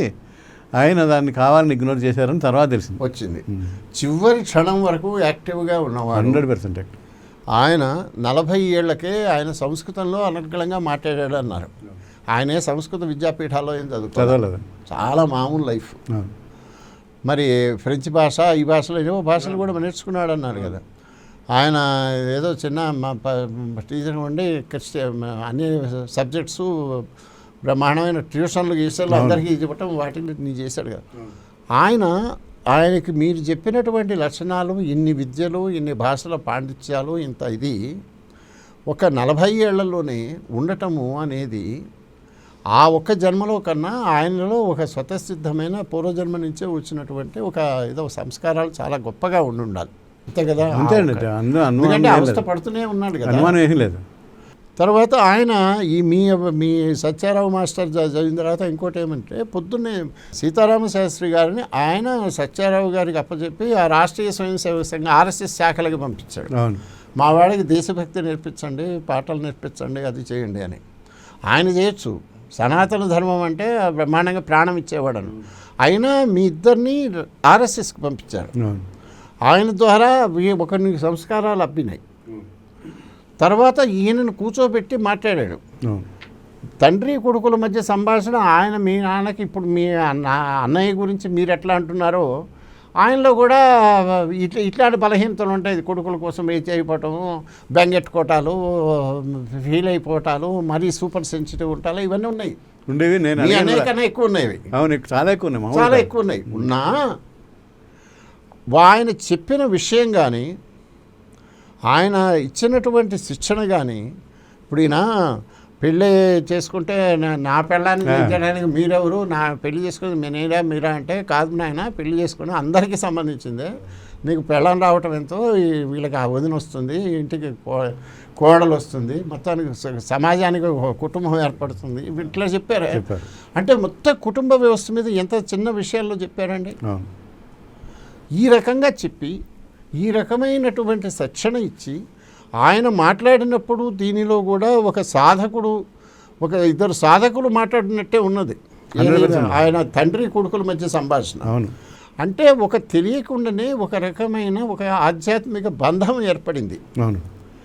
ఆ యోగి 40వ ఏట వేరే ఏ కారణము లేకుండా ఈయన నిష్క్రమించాడు. అవునా? ఆయన ఉన్నంత వరకు, ఆ యోగి ఉన్నంత వరకు ఈ సీతారామ శాస్త్రి ఎప్పుడు ఆ సంవత్సరం పోయింది ఆయన? 77 అండి. 77. మీ అన్నయ్య మొదటి కవిత్వం ఎప్పుడు రాశాడు?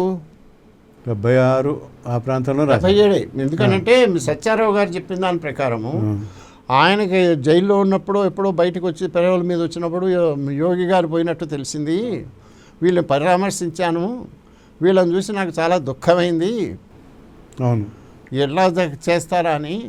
మనవాడు ఇప్పుడు మీ అన్నయ్య కేసు చూడండి, అప్పుడు ఉద్యోగం ఉన్నటువంటి తండ్రి పోయాడు, ఈయన అప్పటికే జయప్రదంగా అప్పులన్నీ చేసి మంచిగా పీకల దాకా నష్టాల్లో మునిగాడు, మీకు విపరీతమైన అప్పుల్లో ఉన్నారు మీరు. అది మామూలుగా ఎవడైనా చితికిపోయే పరిస్థితి. చితికిపోయి నాయన ఇగో ఇవన్నీ ఎక్కడ సర్దుకుంటాను, కొత్తగా పెళ్ళైన దానికి పెళ్లి కాలేదేమో, అప్పుడు పెళ్లి కాలేదు, ఓకే, కాకపోయినా ఈ సంసారం అంతా ఎట్టగేయాలి, ఈ ఆర్థిక ఇబ్బందుల్లోంచి ఎట్టబడి, ఎందుకంటే ఈయన మించిన వాడు వాళ్ళ నాన్న, ఆయన ఏమి వెనక ముందు ఏమీ లేకుండా అప్పులు బాగా పెట్టి వెళ్ళిపోయాడు, ఈయన అట్టగే ఉన్నాడు. ఇవన్నీ చేస్తూ ఎలా చెయ్యాలా అని కింద మీద అవుతూ ఆయన పడుతున్న అవస్థలు బాధలు చూసి దూరం నుంచి చూసే సత్యారావు మాస్టర్కే హృదయం ద్రవించి తలడిల్లిపోయే స్థితిలో ఇంకా ఏ విధంగానూ బుర్రలు పనిచేయకుండా ఈ తిండి రేపు ఇల్లు గడవటం గురించి అప్పులోళ్ళని కట్టుకోవడం గురించి ఆలోచించాల్సిన టైంలో ఆయన ఏమన్నాడంటే అప్పుడే ఆయనలో కవితా వేషం ప్రచురించింది అన్నాడు. విపరీతంగా. అంటే అకార్డింగ్ టు సత్యారావు మాస్టర్, మీ అన్నయ్యలో కవితా శక్తి మీ నాన్నగారు పోయిన తర్వాత వచ్చింది, మొదలైంది.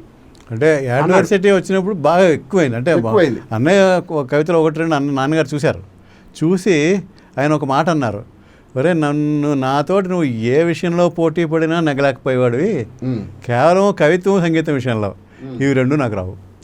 నేను 100 పద్యాలు చందోబద్ధంగా చెప్పగలను, అందులో కవిత్వం ఉండదు. కానీ నువ్వు కవిత్వం చెప్పావు. ఇప్పుడు ఆయన పోయిన తర్వాత విపరీతంగా పెరిగింది. ఆ పెరగటంలో కూడా ఏంటంటే కవితాశక్తి రావటం, క్షీరసాగర మథనం అప్పుడే కదా ఆయన రాసింది, అందులో ఎంత ఉన్నదండి? కంప్లీట్ వేదాంతం ఉంది, అంత వేదాంతమే కదా, 100%. ఆయన మీ అన్నయ్య మాట్లాడింది రాసింది చేసింది అంత వేదమే, వేదసారమే. అవును, జగమంత కుటుంబం నాది, ఏకాకి జీవితాన్ని ప్రతితోటి చేసేది అదే కదా, వేదాంతం చెప్పేది అదే కదా. You have to be your ఏ లోనర్. దాన్ని ఆ రకంగా కవితాత్మకంగా చెప్పి ఈ వేదాలు ఉపనిషత్తులు మిగతా వాళ్ళు ఇవన్నీ చెప్పటం వల్ల మామూలుగా జనాలకు ఎక్కదు కాబట్టి ఇందులో ఏదైతే ఋషులు చెప్పారో, ఏదైతే సనాతన ధర్మమో ఆ సనాతన ధర్మం సారమంతా పిండి పాటల రూపంలో పాపులర్ సాంగ్గా పెట్టాడు. డెఫినెట్గా చాలా పెద్ద సర్వీస్. ఇది బిగ్గెస్ట్ కంట్రిబ్యూషన్ మీ అన్నయ్య చేసింది, 100%, అందులో డౌట్ ఏమి. ఈ కంట్రిబ్యూషను చేయటానికి ఈయనలో ఇది ఒక రకమైనటువంటి ఒక మిషన్తో వచ్చినటువంటి యోగశక్తి అని మనం ఎలా చెప్పగలమంటే, ఎవడైనా ప్రొఫెషన్లో పైకి వెళ్ళిన తర్వాత వాడి రూల్స్ వాడు ఫ్రేమ్ చేస్తాడు, అంతే కదా. నువ్వు ఇదవది ర్యాట్ రేస్, ఆ సినిమా ఫీల్డే ఒక చెత్త, అందులో అన్నీ చెప్పుకోవడానికి చాలా భయంకరంగా ఉండేటువంటి పరిస్థితుల్లో ఒక కొత్తగా వచ్చిన వాడు పైకి ఎదగాలంటే ఎన్ని అవమానాలు, ఎన్ని ప్రతిబంధకాలు ఇవి ఉండాల్సిన టైంలో ఎవడో కొద్దిగా ఫుట్ హోల్డ్ దొరికితే చాలరా నాయన, నా పేరు తెలిస్తే చాలు, 4 డబ్బులు వస్తే చాలు అనుకున్న టైంలో మీ వాడు అప్పుడే రూల్స్ ఫ్రేమ్ చేశాడు. అవును, నేను అశ్లీలం రాయను, అంగాంగ వర్ణనలు చేయను, అది చేయను, నాకు నచ్చిందే రా. ఈయన ఎవడండి చెప్పడానికి? How dare you do that అనేటువంటి ఇది అన్నా అంటే అది ఎంతటువంటి ఆత్మవిశ్వాసం. నిజంగా బతికి పట్టగట్టారా ఈ ఫీల్డ్లో పైకి రావాలని వాడు ఎవడైతే అండు కదా, అండు. ఇంతకుముందు ఇంతకన్నా పెద్ద కవులు ఉన్నారు, గొప్ప కవులే ఉన్నారు. వేమటూరు సుందరరామూర్తి గారే సామాన్యుడు కాదు. ఆయన రాసినటువంటి కిరాతార్జునీయము ఇటువంటివి ఉన్నాయనంటే ఇక మామూలుగా అప్పటి శ్రీనాథుడు ఆయన బ్రహ్మాండంగా అసలు చాలా గొప్ప విపరీతమైన గౌరవం ఆ కవిత్వం మీద. కవి అయినా అలాగే శ్రీశ్రీ, ఆరుద్ర, ఆత్రేయ ఇట్లాంటి వాళ్ళు ఎంతోమంది మహాత్ములు, ఒక్కొక్కళ్ళు వీళ్ళందరూ దిగ్గజాలే. వీళ్ళందరూ ఏదో ఒక విషయంలో సీతారామ శాస్త్రి కన్నా ఒక మెట్టు పైనే ఉంటారు, ఉన్నవాళ్ళే, అందులో డౌట్ ఏం లేదు. అందులో అంత all time great Sitarama Sastri అంటే మనం పిచ్చోళ్ళం అన్నమాట కాదు. అయినా వాళ్ళందరూ కూడా ఎంత గొప్ప రచనలు, ఎంత కవితలు, ఎంత కవితావేశాలు ఉన్నా, మహాప్రస్థానం రాసిన కవి లాంటి వాడు కూడా అన్ని రకాల కవిత్వాలు రాశారు, పాటలు రాశారు కదా. మేము ఇవి రాయము అని ఎవరన్నా చెప్పాడా? చెప్పలే. వేటూరు సుందరరామూర్తి గారు కూడా రాశాడు కదా, ఆరేసుకోపోయటం పారేసుకోవటం ఇట్లాంటివని.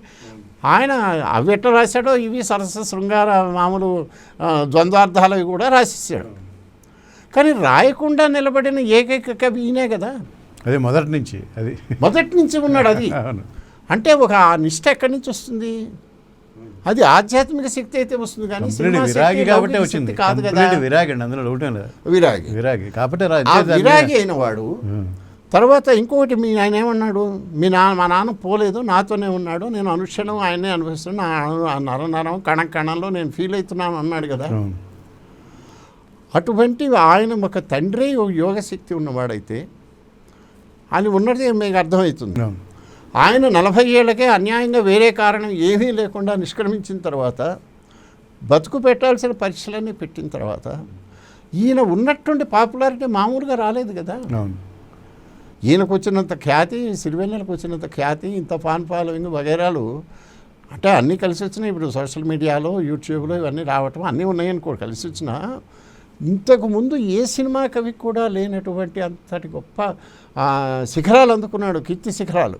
అదే నేను గమనించి ఇది ఏమిటి అన్నయ్య కేవలం కవిత్వం వల్ల, ప్రతిభ వల్ల అలా ఏడా, ఇక్కడ వెనక ఉన్న శోధక శక్తి ఒకటి ఉన్నది కదా. అది ఆయన భారతీయత, ఆయన దేశము, ధర్మము. మా శివానందమూర్తి గారు ఏదైతే మాట్లాడారో అవే ఈయన పాటల రూపంలో చెప్పాడు. ఏదైతే వేదాలు ఉపనిషత్తులు ఉన్నాయో, అందుకనే ఆయన నా పాటలు, ఈ సినిమాలు, ఈ ట్యూన్లు, సినిమా సందర్భాలు, సంగీతాలు ఏమీ లేకుండా దానంతటి నిలబడాలి అని అనుకుని దానికోసం కష్టపడ్డాడు కదా. తర్వాత ఇంకోటి, మీ అన్నయ్యకి వీరాభిమానులు ఉన్నారు కదా బోలెడు మంది. మీ దృష్టిలో మీ అన్నయ్యకి మొత్తం అందరిలోకి వీరాభిమానుల కల్లా నెంబర్ 1 వీరాభిమాని ఎవరు అంటే ఎవరిని చెప్తారు మీరు? అంటే నేనైతే మా వెంకట్ కొండ అని ఉన్నాడు, అతన్ని చెప్తా. వెంకట్ కొండ ఓకే. ఇందులో ఒక వ్యాసం రాశాడు. మీ తమ్ముడు కూడా క్లెయిమ్ చేశాడు. మా తమ్ముడు కూడా డెఫినెట్గా అభిమానం ఉండొచ్చు, కానీ నా అంత పిచ్చి ఎవరికి ఉండదు, మా నేనే నెంబర్ 1 అని మీ తమ్ముడు మూడోవాడు. అదేంటో మరి మీరు ఆయన సీతారామశాస్త్రి, మీరు శ్రీరామశాస్త్రి, మూడోవాడు వెంకటరామశాస్త్రి. ఈ రామశాస్త్రి ఎందుకు కావును, ఇంకో పేరు ఎందుకు పెట్టలేదండి? యాక్చువల్గా మా మామగారు సీతారామమ్మ, ఆవిడ పేరు పెట్టాను సీతారామ శాస్త్రి అని పెట్టాను. ఒకళ్ళకి పెట్టారు కదా, నేనేమో శ్రీరామశాస్త్రి, మా తాతగారు.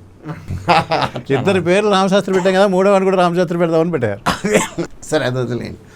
వీరాభిమాని మీరు అన్నది కొండ ఎవడో ఆయన వెంకట్. అంటే అతను ఎందుకంటున్నానంటే, అన్నయ్య చెప్తే అసలు క్వశ్చనే చేయడు ఆయన. ఇది ఈ సందర్భంలో వీరాభిమాని, అంతే, మామూలు అభిమాని కాదు. మా అన్నయ్య అయితే ఉన్మాద అభిమాని అంటాడు. అన్నాడు కదా. రెండో వాడు ఈ తమ్ముడు. ఇంకెవరిని ఉన్నారండి అలా. వీళ్ళు ముగ్గురు కాదు. అస్సలైన వీరాభిమాని ఒకడు ఉన్నాడు, సిరివెన్నెల సీతారామశాస్త్రి. చెప్పనా? నేనేంటారా? మీరా? కాదు, మీరు కాదు. 100% కాన్ఫిడెన్స్ చెప్తా. ఆయనకి సిరివెన్నెల సీతారామశాస్త్రికి వీరాభిమాని సిరివెన్నెల సీతారామశాస్త్రి. అది కరెక్ట్. అంత వీరాభిమానం ఇంకోటికి లేదు. అబ్సల్యూట్లీ. అందులో అవునా కదా? 100%. ఇప్పుడు ఆయన పాట ఎవరైనా పాడుతున్నారనుకోండి, కాశీలో వెళ్ళాం కదా, కాశీ వెళ్ళాం మేము రైల్లో. ఇవాళ మధ్యాహ్నం బయలుదేరితే మర్నాడు మధ్యాహ్నానికి చేరాం. చాలా గంటలు పట్టింది, 27 గంటలు 28 గంటలు ఉన్నాయి. ఆ టైంలో మా కంపార్ట్మెంట్ వేరైనా వచ్చి ఇక్కడ కూర్చుంటే ఈయన పాటలు పాడేవాడు. మా రైలు బల్ల మీదనే కూర్చొని దరువు వేసుకుంటూ ఒక్కొక్కటి ఆ పాట పాడు, ఈ పాట పాడి, ఆ కంపార్ట్మెంట్ జనం అందరూ వచ్చి ముగేవాడు, పాడేవాడు. అప్పుడు కానీ ఆయన ఏ పాట పాడినా, తర్వాత ఇంకెవరికన్నా మనం ఏదన్నా సందర్భం వచ్చినప్పుడు చెప్తున్నా, ఆ పాట గురించి ఏదైనా ప్రస్తావన వచ్చినా, తను దాని గురించి చెప్తున్నా ఎంత మురిసిపోతాడు, ఎంత ఆరాధనా భావంతో చూస్తాడు. అసలు అబ్బా, ఆహా, ఓహో, మీరు కూడా అన్నారు కదా. అదే నాకు చాలా ఎంబరాసింగ్ అనిపించాయి. అంటే యువతల వాళ్ళు చూస్తే ఏమనుకుంటారు ఏంటి అనుకునేవాడు నేను. కాదు, అక్కడ దొరికినట్టు మీరు నేను అన్న పాయింట్ అది. అవును. ఎందుకంటే ఆయనకి ఇది నాది అని ఉండేది కాదు. ఇప్పుడు కూడా నేను రాశాను, నా స్వయంకృతం, నా ఇది అన్నటువంటి ఇది కనుక ఉంటే కొంచెం మొహమాట పడేవాడు. హ్యూమిలిటీ వస్తుంది, ఫాల్స్ హ్యూమిలిటీ వస్తుంది. లోపలేమో బ్రహ్మాండంగా అనుకున్నా వదలండి ఏదో రాశాను అంటుండాలి నంగిరి మాటలు. ఇక్కడ ఈయనకి అది తనది అన్న స్పృహ లేదు. ఉండేది కాదు, ఎప్పుడు ఉండేది కాదు. చెప్పేవాడు కూడా, నాది కాదు, అమ్మ పలికిచ్చింది, భగవంతుడు పలికిచ్చాడు అని చెప్పేవాడు. మీ అన్నయ్య కూడా వచ్చాడు నాకు 60 ఏళ్ళ షష్ఠి పూర్తి అప్పుడు రవీంద్ర భారతిలో జరిగింది. ఆయన శివానందమూర్తి గారు వీళ్ళందరూ ఉన్నారు. అందుకని ఆయన ఉన్నప్పుడు ఈయన కూడా పిలవకుండా ఉండాలి, వచ్చి ఉండాలి నాకు గుర్తున్నంతలో. అప్పుడు నేను కూడా ఇదే మాట అన్నా. అందరూ బ్రహ్మాండంగా పొగుడుతున్నారు నా పుస్తకాలు అని అంటే, నేను ఇప్పుడు మామూలుగా అయితే అందరూ ఏదో లేండి మనం ఏదైనా అనాలి, నేను అన్నాను, గొప్ప పనులే చేశాను, గొప్ప పుస్తకాలే రాశాను, చాలా గొప్ప, ఎంత గొప్ప పుస్తకాలు ఎవడు రాయలేడన్నా. అది అహంకారమా అంటే కాదు. ఎందుకంటే అది నేను తర్వాత నేను రాయలేదు, నా చేత రాయించబడినది ఒక దైవశక్తి. మనం ఒక దీనిలో కనుక ఉన్నప్పుడు ఒక దివ్యమైన ప్రేరణతో మీరు పనిచేసినప్పుడు అది పర్ఫెక్ట్గానే ఉంటుంది. ఆ ప్రేరణ ప్రోడక్ట్ నీది కాదు, అది నీ ద్వారా వస్తుంది, నీది కాదు. కానీ ఇప్పుడు ఇక్కడ మీ అన్నయ్యని అర్థం చేసుకోవటానికంటే నేను కొంతగా ఆయనతో నేను ఒక సారూప్యం ఉన్నది. పాట రాయటానికి ఆయన ఎంతైతే కష్టపడి శ్రమపడి మీరు అన్నారా అంటే, నేను ఏ రాత్రి మొదలుపెట్టి తెల్లారిలో కూర్చొని తెల్లారి దాకా అంత గోల నేను ఎప్పుడు వాళ్ళ కానీ ఏది రాసినా, ఏ ఆర్టికల్ రాసినా, 25 ఏళ్ల పైన నా గ్రంథరచన ఇవి జరుగుతున్నాయి కదా. ప్రతి అక్షరం, ఏ పేజీ, ఏ అధ్యాయం రాయాలన్నా విపరీతమైన మదనపడి బ్రహ్మాండమైన సాధన చేసి జుట్టు పీక్కుని ఇది చేసి ఎక్కడెక్కడి నుంచో సేకరించి వీటిని ఎట్ట పెట్టాలని ఎవరితో మాట్లాడుతున్నా. అయితే రాత్రిపూట కూర్చొని టీలు తాగుతూ చేసేందుకు అవకాశం నాకు లేదు కాబట్టి నా పని నేను చేసుకుంటూ ఎవరితో మాట్లాడుతున్నా కూడా ఇదే ఆలోచనలో ఉండి జుట్టు పీక్కుంటాం.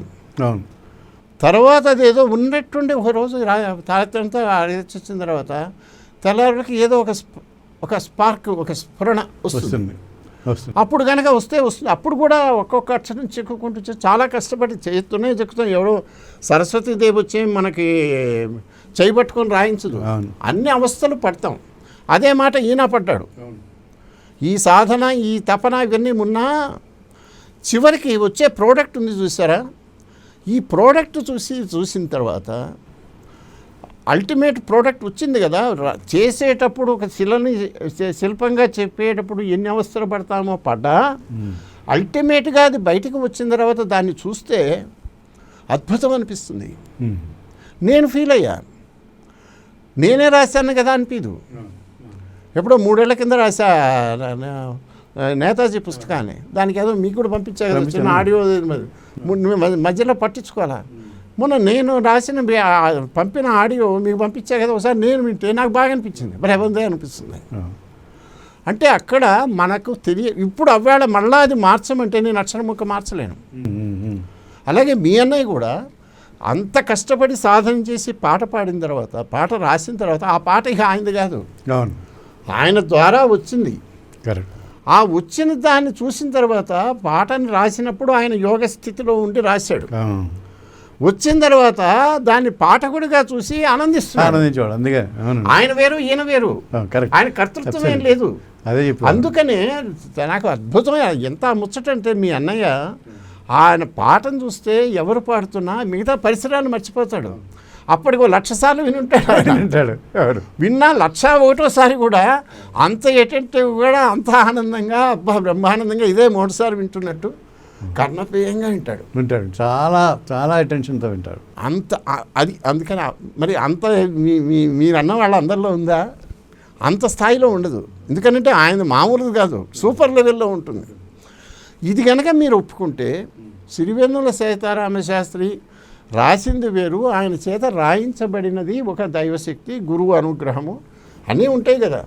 ఆ గురువు అనుగ్రహం వల్లనే మాకు ఈ మాత్రం కాస్త అక్షరభిక్ష వచ్చింది, ఈ మాత్రం ఏదో చెప్పే స్థితి వచ్చింది. అందుకని ఆయనలో ఉన్నటువంటి శక్తిని మామూలుగా యోగులు బాలోన్మత్త ఏదో అంటారు, అవధూత లక్షణాల్లో పిచ్చి పిచ్చిగా బిహేవ్ చేస్తారు, చిన్నపిల్లల్లాగా ఉంటారు, చాలా చిన్నపిల్లల్లాగా చూస్తే అదే వీళ్ళు ఏమిటి దీనిలోనే అదేం లేదు, చిన్న చైల్డ్స్ ప్లే లాగా ఉంటారు. ఆడినంతసేపు చాలా పేకాడేంతసేపు ఎంత ఇదిగా చూసి తర్వాత అవతల పారేస్తాడు. ఆ రకంగా చేయటం అవలక్షణం కాదు, బలహీనత కాదు. నిజం చెప్పాలంటే అది అవధూత లక్షణం. ఈవెన్ పరమహంస గారు కూడా అవధూత లక్షణం. అలాగే అవును అవును కరెక్ట్ అండి. మళ్ళా సిరివెన్నెల సీతారామ శాస్త్రి రాసిన ఆయన మహావధూత మహాయోగ గొప్పవాడా అంటే ఈయన రాసినటువంటి ముండేల్ ప్లేన్లో రాసినటువంటి లౌకికంగా రాసిన ఈ సినిమా పాటలు కవిత్వాలు వగైరాలతో ఆయనకు వచ్చిన పేరు ప్రతిష్ట కొంచెం ఇంచుమించు సరతం భేదాల్లో ఇలాంటి వాళ్ళు చాలామంది ఉన్నారు. బ్రహ్మాండంగా చెప్పుకోవాల్సింది ఆల్ టైమ్ గ్రేట్ ఏం కాదు. ఆయన వాళ్ళ నాన్న గురించి అన్నట్టే ఆయన గురించి కూడా మనం చెప్పొచ్చు. Nothing so great so special about it. మా సద్గురు శివానందమూర్తి గారి గురితో అలా అంతే వయసు రాఘవేంద్రన్ గారితో నేను ఈ మధ్య 4 ఇంటర్వ్యూ అప్పుడు ఇదే ప్రశ్న అడిగా. శివానందమూర్తి గారు సిద్ధపురి మహాత్ముడే, కానీ అంత గొప్ప ఏం కాదుగా. ఆయన శివుడు దేవుడు అనుకుంటున్నప్పుడు ఆ దేవుడు చేసేటువంటి భక్తులు వగైరా అనేది మామూలు గొప్ప ఆదర్శ మానవుడు, గొప్ప సంస్కర్త, సోషల్ ఫిలాసఫరు, గురువు ఇంతవరకు. కానీ అది కనపట్లేదే మనకి ఆల్మైటీ లక్షణాలు. ఏముంది ఇందులో గొప్ప? అక్కడ అది మనం ఎలా కనుక్కోవాలి, ఈయన ఎలా పూడ్చుకోవాలని నేను అడిగా. ఆయనే కామన్ ప్లేస్గా నిజంగా ఒక రకంగా చెప్పాలంటే ఎంతోమంది గురువులు ఉన్నా చాలా నిర్లిప్తంగా బ్యాక్గ్రౌండ్లో ఉండి చాలా నిరాడంబరంగా తననెవరూ పట్టుకోకుండా ఉన్నట్టు ఉన్న గురువు అంటే ఆ గురువు వల్ల ప్రేరణ పొందినటువంటి మీ అన్నగారు ఆయన స్థితి శివానందమూర్తి గారి స్థితి కాకపోయినా కనీసం ఒక యోగి ఒక యోగి స్థితి, ఆ యోగి స్థితి మీ నాన్నగారి నుంచి ఆయనకి సంక్రమించింది. ఈ కవితా శక్తి కూడా అట్నుంచే ట్రాన్స్ఫర్ అయ్యి మీ నాన్నగారి యోగ బలం కూడా బహుశా పనిచేసిందేమో. తప్పకుండా. తర్వాత ఉత్తమ కుటుంబాన్ని నిలిపారు, కుటుంబ విలువలు, జాయింట్ కుటుంబాన్ని పెట్టుకున్నారు, చాలా మంచి పేరు తెచ్చుకున్నారు. కాబట్టి నా సూచన ఏంటంటే మీ అన్నయ్య ఇక ఇప్పుడు ఎందుకంటే సజీవుడిగా ఉన్నప్పుడు మనం పెద్దగా మాట్లాడకూడదు, ఇక వాళ్ళు కీర్తిశేషులు అనకూడదు. కానీ అయిన తర్వాత ఆయన ప్రపంచం ఆస్తి, ఆధ్యాత్మిక సినిమా ఫీల్డు, సాహిత్యము, సినిమా పాటలు అవన్నీ ఆ గోలెట్టున్నా ఆధ్యాత్మిక రంగంలో ఆయన ఏదో ఒక పని చేయటానికే వచ్చాడు. శివదర్పణం ఏదో యాక్చువల్గా శివదర్పణంలోనూ తర్వాత ఎలాంటి పాటలు క్షీరసాగర్ మదన దాని గురించి రాయాలని అనుకుంటున్నాను నేను కూడా. ఎందుకంటే రాయండి, అద్భుతమైనటువంటి అసలు ఆయనలో ఉన్న తాత్విక యోగిని ఒక సాధకుడిని మీరు చూపిస్తూ ఒక పుస్తకం రాస్తాను.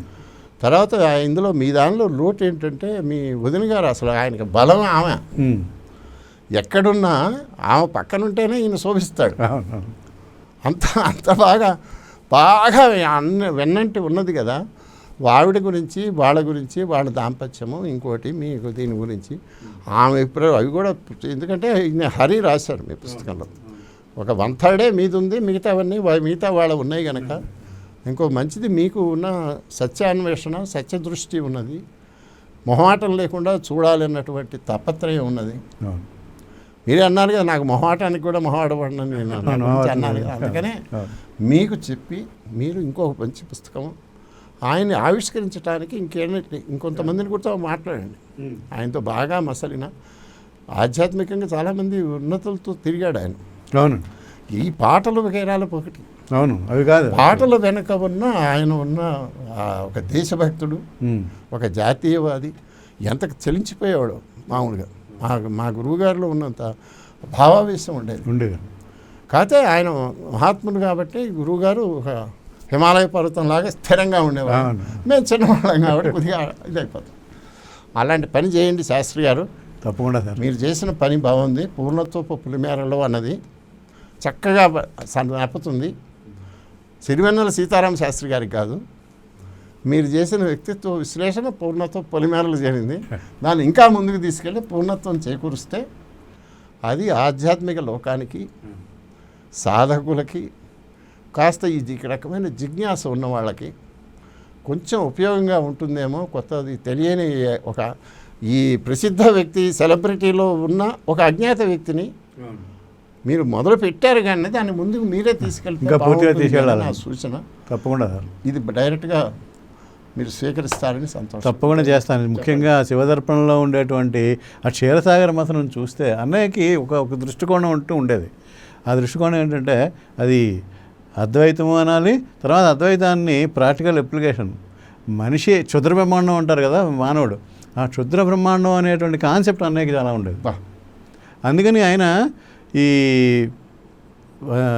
కృష్ణం వందే జగద్గురు అనే దాంట్లో దశావతారాల మీద ఒక పాట రాశాడు. ఆ దశావతారాలన్నీ కూడా మానవుడి యొక్క భావాలు, మానవుడికి ఎప్పుడెప్పుడు ఏ రకమైనటువంటి ఇబ్బందులు వచ్చాయో ఆ ఇబ్బందులు దాటడానికి మానవుడిలో కలిగినటువంటి ఆలోచనే అని రాశాడు. కాబట్టి అది ఇంకా ప్రస్ఫుటంగా బయటికి తీసుకురావాలి. క్షీరసాగర మథనం అంటే క్షీరసాగర మథనం పూర్తిగా దేవతలు రాక్షసులు అమృతం కోసం కొట్లాడుకున్నారు అన్నారు. నిసిని చెరిగించు వారు అందరూ, అనిమేషులైన వారు అందరూ, వాళ్ళు దేన్ని అనుకుంటున్నారు? మృత్యువుతో వాళ్ళు అమృతాన్ని ఆ రకంగా ఇంటర్ప్రిటేషన్ ఇచ్చి దాని జీవితానికి ఎవరిచ్చారండి అట్లా? ఎవరు అది ఎంత గొప్ప తాత్వికత అండి. యాక్చువల్లీ అది ఎప్పుడైతే వినని వెంటనే ఫస్ట్ ఎన్కౌంటర్లో ఇప్పటికీ 34 ఏళ్ళు అయింది కదా, అప్పుడు ఆ వెన్నెల రాత్రిలో అక్కడ తిరుపతిలో కూర్చొని విన్నప్పుడు, ఆయన గొంతులో విన్నప్పుడు, అది నేను ఇప్పటికీ మర్చిపోలేను. కలిసినప్పుడల్లా అదే చెప్తా.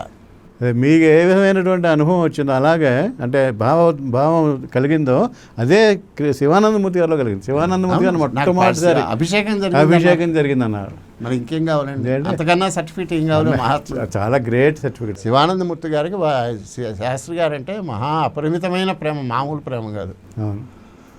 అందుకని బాగుంది, మీ పని కొనసాగించండి.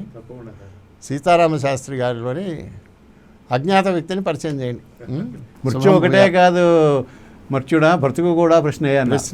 అది చాలా గ్రేట్, చాలా స్టేట్మెంట్, ప్రొఫౌండ్ స్టేట్మెంట్ అండి, చాలా గ్రేట్ స్టేట్మెంట్ అది. అందుకని తప్పకుండా అది అవి ఇంకా పూర్తిగా శివదర్పణంలో వేశారు చూసారా, అందులో కూడా చాలా ఉన్నది గహనమైన విషయాలు. అవి మాత్రమే తీసుకుని కాస్త తెలిసిన వారు, మన పెద్దలు ఎవరితోనూ కూడా ఒకసారి ఆయనతో సంబంధం ఉన్న వాళ్ళు కూడా సంప్రదించి, తర్వాత ఆయన వెనక ఇప్పుడు మనకు తెలిసి మదన పడుతున్నాడు, ఇది చేస్తున్నాడు అన్నారు. అసలు మనిషి ఇప్పుడు బయటకి కనపడేవి ఇవన్నీ పనులు చేశాడు. ఆయన లోపల ఏం జరిగిందో, ఆ ఆత్మ ఏ రకంగా ఉన్నదో, ఏం చేసిందో మనకు తెలియదు కదా. ఆధ్యాత్మిక జగత్తు వేరు కదా. దాన్ని ఎవరన్నా ఆయనతో ఇంటరాక్ట్ అయిన వాళ్ళు, నేనంటే చాలా అరుదుగా మాట్లాడినా, కలిశాను, చాలా వేళ్ల మీద లెక్క పెట్టు.